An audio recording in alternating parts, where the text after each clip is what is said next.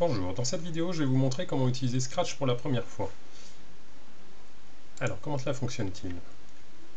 Alors d'abord on va aller sur le site et puis ensuite on va le régler pour qu'il soit en français, régler l'arrière-plan et puis chercher un lutin, donc un des personnages, et écrire une ou deux lignes de code pour voir un petit peu comment cela fonctionne. Donc sur votre navigateur, vous écrivez Scratch. Ensuite, vous allez directement sur la première réponse qu'on vous propose et vous allez aller ici sur Créer. Donc la première fois que vous arrivez sur Scratch, et pratiquement chaque fois que vous l'utiliserez de toute manière, vous aurez une page qui sera ici en anglais. Donc vous allez commencer par changer la langue. Ici, en cliquant sur le petit globe, vous êtes sur Français.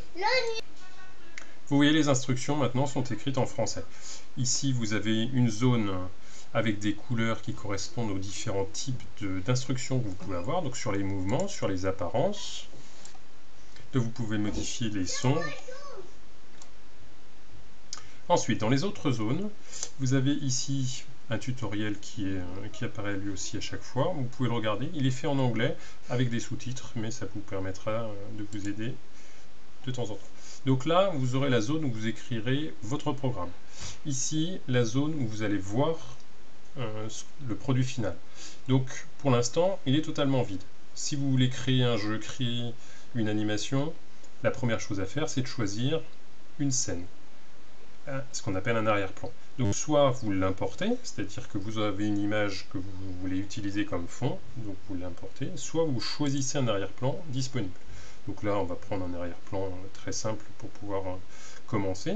Donc imaginons un château. Et ensuite, tout va se passer ici. Donc vous avez un sprite ou un lutin en français, donc ce qui correspond à l'image que vous allez avoir ici.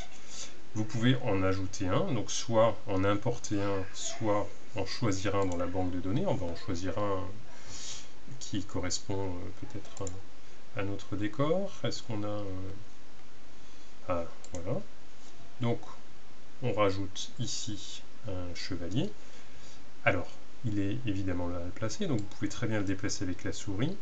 Et vous voyez ici que les coordonnées du point sur lequel on le place changent en fonction de notre position ou de la position qu'on souhaite avoir. Donc là, si je rechange de lutin, je peux faire la même chose avec mon lutin. Pour l'instant, ils ne sont pas du tout face à face. J'aimerais les mettre face à face pour pouvoir les faire discuter ou dialoguer. Donc là, vous allez avoir ici dans les onglets qui sont proposés, costume. Donc là, c'est le costume pour le lutin qui se trouve ici. Donc le costume, vous le voyez, il est ici. Et bien en fait, on peut le modifier. Donc si je souhaite le faire changer de sens, je peux très bien, donc en le sélectionnant, le retourner, et voilà, il se retrouve face au chevalier, et donc maintenant on va pouvoir les faire interagir. Donc par exemple,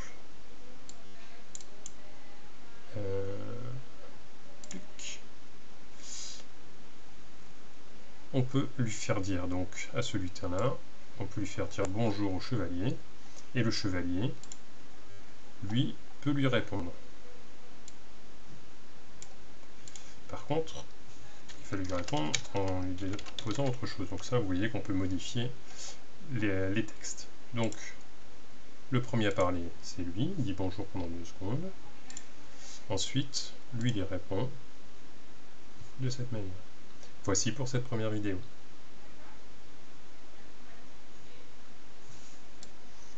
Donc c'est la fin de cette vidéo, merci de l'avoir suivi et vous pouvez cliquer sur les vidéos suivantes pour pouvoir en apprendre davantage sur Scratch.